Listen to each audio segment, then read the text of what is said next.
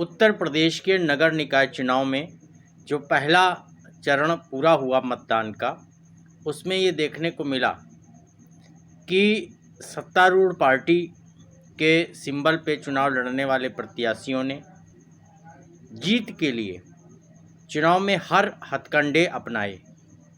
मतदाताओं की व्यापक स्तर पर खरीद फरोख्त की गई। मतदाताओं को लुभाने के लिए शराब पीने वाले मतदाताओं के बीच व्यापक स्तर पर शराब का वितरण किया गया और जो मतदाता अपने मत को धन से बेच रहे थे, मत का दान नहीं बल्कि प्रत्याशियों से धन लेकर के अपने मत का प्रयोग करने की इच्छा बना चुके थे, उन मतदाताओं की व्यापक स्तर पर खरीद फरोख्त की गई। वहीं निर्दलीय प्रत्याशियों ने भी इसी हथकंडे को अपनाने की कोशिश की। कुल मिला के नगर निकाय के चुनाव में नगर के विकास के मुद्दे गायब थे। व्यक्ति की इंसानियत, सज्जनता, व्यवहार गायब था। प्रत्याशियों की नेकदिली, प्रत्याशियों का कैडर, प्रत्याशियों का चरित्र और चिंतन की बात गायब थी और सिर्फ देखने को ये मिला कि हर प्रत्याशी नगर निकाय के चुनाव में अपनी दावेदारी को इतनी मजबूती से ठोक रहा है और ये सिद्ध करना चाहता है कि वही प्रत्याशी नगर निकाय के चुनाव में विजयी घोषित होकर के आएगा। जिन प्रत्याशियों का वोट बैंक कुछ था ही नहीं, वो भी चुनाव के मैदान में थे और जीतने की कोशिश कर रहे थे। मतदाताओं को अपनी तरफ रिझाने के लिए नगर निकाय के चुनाव में व्यापक स्तर पर सत्ताधारी पार्टी के सिंबल से चुनाव लड़ने वाले प्रत्याशियों ने, निर्दलीय प्रत्याशियों ने, विपक्ष की पार्टी समाजवादी पार्टी के सिंबल पर लड़ने वाले प्रत्याशियों ने, जहां तक मैं मानता हूं कि नगर निकाय के चुनाव में खड़े सभी प्रत्याशियों ने अपने निकायों के पहले चरण के मतदान में मतदाताओं को व्यापक स्तर पर धन से खरीदने की कोशिश की, उनका मत प्राप्त करने का प्रयास किया और शराब पीने वाले मतदाताओं को व्यापक स्तर पर शराब का वितरण किया गया। प्रशासन भी इस प्रक्रिया में कोई रोक टोक नहीं कर पाया। जहां शिकायतें पहुंची वहां तो प्रशासन ने हस्तक्षेप किया, लेकिन चोरी छुपे इतना व्यापक स्तर पर नगर निकाय के चुनाव में धन बल और मदिरा बल का प्रयोग किया गया और ये बड़े दुर्भाग्य का विषय है कि निकायों के चुनाव में नगर के विकास के मुद्दे, नगर के विकास की समस्याएं, मतदाताओं की समस्याएं, जनता की समस्याएं, ये सारी बातें देखने को नहीं मिली। सिर्फ लाउड स्पीकर के जरिए, प्रचार वाहनों के जरिए कैसेट लगा करके मुद्दे बज रहे थे, नगर की विकास बज रही थी, लेकिन धरातल स्तर पे कहीं कोई ऐसी बात नहीं दिखी, न प्रत्याशियों के द्वारा कि वो ये चाहते हो कि जो चुनाव लड़ रहे हैं उसमें वो नगर की क्या बात करेंगे, नगर का कैसा विकास करेंगे, नगर की किन किन समस्याओं का निवारण करने का उनका प्रयास होगा। एक ही बात थी चारों तरफ, सीट हासिल करना, काबिज होना सत्ता पे, निकाय के चुनाव में अध्यक्ष पद की कुर्सी को, सभासद की कुर्सी को हथियाना और इस प्रक्रिया में वो सभी हथकंडे इस्तेमाल किए गए जो चुनाव प्रणाली या निर्वाचन आयोग की गाइडलाइन के विरुद्ध थे।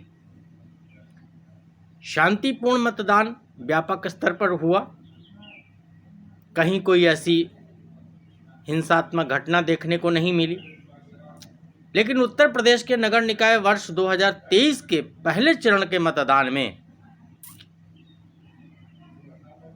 मैं ये अपने सर्वेक्षण के आधार पे, अपने अनुभव के आधार पे और जो मैंने देखा, व्यापक स्तर पर मतदाता खरीदे गए, वोट बैंक को खरीदने का प्रयास किया गया, हर उस नीति का प्रयोग किया गया जो चुनाव में प्रत्याशियों की जीत को सुनिश्चित करने में अहम भूमिका निभाती है। प्रत्याशियों का चरित्र चिंतन, उनका व्यवहार, उनकी कार्यशैली, कहीं कुछ जगह देखने को मिली कि इस प्रत्याशी का व्यवहार अच्छा है, इस प्रत्याशी के अंदर इंसानियत है, इस प्रत्याशी का चरित्र और चिंतन अच्छा है। लेकिन अंततोगत्वा जो प्रत्याशी भारी था चुनाव के मैदान में, चाहे वो सत्तारूढ़ पार्टी का सिंबल से लड़ने वाला प्रत्याशी हो या निर्दलीय प्रत्याशी हो, और भारी कैसे बैठा? जोड़ तोड़ की राजनीति से। जिन विषयों के आधार पर चुनाव होता है कि भाई चुनाव कराए जाएंगे, प्रत्याशी चयनित होकर के आएंगे और नगर का विकास करेंगे, क्षेत्र का विकास करेंगे, सरकार की योजनाओं का अच्छे प्रकार से क्रियान्वयन होगा क्षेत्र में, कहीं कुछ देखने को नहीं था। नगर पंचायत से लेकर के नगर निगम के चुनाव तक स्थिति का जो प्रतिशत था वो एक ही जैसा था। जातीय समीकरण प्रभावी थे, नोट से वोट खरीदने की बात प्रधान थी, मुख्य थी, और पीने खाने वालों को कैसे पिलाया जाए, कैसे खिलाया जाए, उसकी व्यवस्था उनके घर तक की गई। चुनाव के एक दिन पहले, जिसे कहते हैं कि अंतिम रात भारी, यही रात भारी यही रात अंतिम, उस रात में पूरी रात प्रत्याशियों के द्वारा उन मतदाताओं को पैसा दे करके खरीदने का प्रयास किया गया जो मतदाता प्रत्याशियों से पैसे लेने के इंतजार में बैठे हुए थे। जगह जगह लोग बिछाए गए, जगह जगह लोग लगाए गए, पैसों का वितरण कैसे किया जाए इसकी योजनाएं बनाई गईं। और विशेष रूप से जो प्रत्याशी वर्तमान सरकार के सिंबल से चुनाव लड़ रहे थे, चाहे वो सभासद का चुनाव हो, पार्षद का चुनाव हो या अध्यक्ष पद का चुनाव हो, उनको इस प्रक्रिया को अपनाने में प्रशासन से छूट भी दी गई। उन्होंने बहुत अच्छे तरीके से मतदाताओं को, जो बिकने वाले थे, जिनको पैसे का इंतजार था, उनको खरीदा गया, उनका वोट बैंक खरीदा गया। जो लोग पीने खाने वाले थे उनको व्यापक स्तर पर पीने खाने की व्यवस्था उनके घर तक उपलब्ध कराई गई। व्यापक मात्रा में शराब की बिक्री हुई और पहले चरण का मतदान शांतिपूर्वक संपन्न हो गया। चुनाव बहुत महंगा गया। सभासदों के चुनाव में, नगर पंचायत के सभासद प्रत्याशियों के चुनाव में बहुत अच्छे स्तर पे पैसा खर्चा हुआ। तो अध्यक्ष पद के प्रत्याशियों ने कितना पैसा खर्चा किया होगा, इसका आप अनुमान लगा सकते हैं। कुल मिला के पूरा चुनाव धन बल का था, सत्ता बल के प्रभाव का था और खाने पीने की व्यवस्था का था। मुद्दे, नीतियां, प्रत्याशियों का चरित्र और चिंतन, व्यवहार, कार्यकुशलता, ये सब बातें कहीं छुटपुट देखने को मिली। जो बौद्धिक वर्ग था, जो अच्छा मतदाता था, जिसका चरित्र और चिंतन विशुद्ध था, जो पढ़ा लिखा समाज था और पढ़े लिखे होने के साथ साथ उसकी विचारधारा भी अच्छी थी, उसने प्रत्याशियों के चयन में विचार किया। लेकिन वो प्रतिशत बहुत कम था। अधिकांश मतदाताओं का प्रतिशत ऐसा था जहां सिर्फ प्रत्याशी के धन बल का प्रभाव, प्रत्याशी के सत्ता बल का प्रभाव चुनाव में दिखा। ऐसे ऐसे प्रत्याशी जीत करके नगर निकाय के चुनाव में आएंगे जो सिर्फ नगर निकाय के चुनाव में सरकार के धन का व्यापक स्तर पर दुरुपयोग करेंगे, सिर्फ सीट पे बैठ करके भ्रष्टाचार को बढ़ावा देंगे, जितना पैसा उन्होंने खर्च किया उससे कहीं ज़्यादा वसूलेंगे, क्योंकि भाई खर्चा किया है, लाखों रुपए के ओंठ खरीदे गए हैं, लाखों रुपए की शराब पिलाई गई है, तो उसका आउटपुट तो होना ही चाहिए। तो जब सीट मिलेगी तो वो क्या करेंगे? नोचेंगे पूरी नगर निकाय को, घसीटेंगे और नगर का विकास की अपेक्षा अपना इतना स्थायी विकास करने का प्रयास करेंगे जो उनकी पीढ़ियों तक जाए और उनकी सारी समस्याओं को, विशेष रूप से आर्थिक समस्याओं को दूर कर दे। वैसे आर्थिक समस्याएं ऐसे लोगों के सामने होती नहीं है, महत्वाकांक्षा होती है और इतनी प्रबल इच्छा होती है धन कमाने की, जिसके आगे सारे मिथक, सारे मानक टूट जाते हैं। तो नगर निकाय के चुनाव में दो ही बातें देखने को मिली, सत्ता बल का प्रभाव, धन बल का प्रभाव, खरीद फरोख्त और व्यापक स्तर पर खाने पीने वाली चीज़ों का वितरण।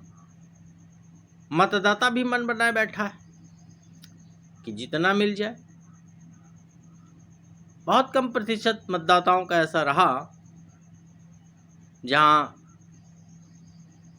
धन का प्रयोग, खाने पीने वाली चीज़ों का प्रयोग नगण्य था। लेकिन जीतने के लिए जो मतदाता काउंटेबल था वो बिका, उसे खरीदा गया।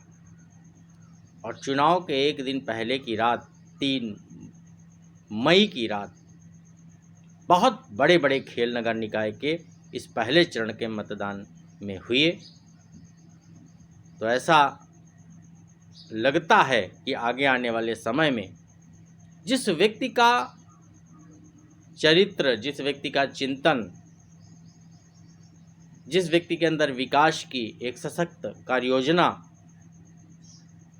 होगी, लेकिन जिसके पास धन बल नहीं होगा, जिसके पास जोड़ तोड़ की गंदी राजनीतिक सोच नहीं होगी, वो चुनाव नहीं लड़ पाएगा। चुनाव ऐसे ही व्यक्ति लड़ेंगे, चुनाव ऐसे ही व्यक्ति जीतेंगे जिनके पास सूटकेस में मोटी मोटी गड्डियां होंगी और हर वो हथकंडे होंगे जो निर्वाचन आयोग की गाइडलाइन के विरुद्ध माने जाते हैं। तो मित्रों, बस यहीं तक।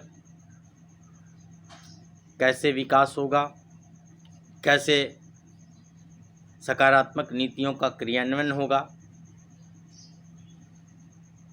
ये तो वक्त ही बताएगा। फिलहाल जब नगर निकाय के चुनाव का ये हाल है तो बड़े चुनाव की बात मैं क्या करूं। बहुत दुख हुआ, बहुत पीड़ा हुई कि चुनाव सिर्फ धन बल का हो गया है, चुनाव सिर्फ गंदी से गंदी मानसिकता वाले व्यक्तियों का हो गया है, चुनाव गंदी से गंदी राजनीतिक प्रणाली को लागू करने वाले व्यक्तियों का हो गया है। सत्तारूढ़ पार्टी हो या विपक्षी की पार्टी हो, लगभग सभी की नीतियां एक ही जैसी दिख रही हैं। सत्ताधारी पार्टी के सिंबल से चुनाव लड़ने वाले व्यक्तियों ने भी वही हथकंडे अपनाए जो विपक्ष और निर्दलीय के प्रत्याशियों ने अपनाए। तो क्या फ़र्क रह गया पार्टी का? प्रत्याशी तो लगभग सब एक ही जैसे हैं। तो नगर निकाय के चुनाव में जो मैंने देखा, जो मैंने अनुभव किया, ज़मीनी स्तर पे, धरातल स्तर पे, अपनी आँखों से देखा, अपने कानों से सुना, उसको मैंने इस वीडियो में व्यक्त कर दिया। तो मित्रों, यदि आप चुनाव लड़ना चाहते हैं, कुछ करना चाहते हैं और आपकी सकारात्मक विचारधारा है तो कभी चुनाव मत लड़िए,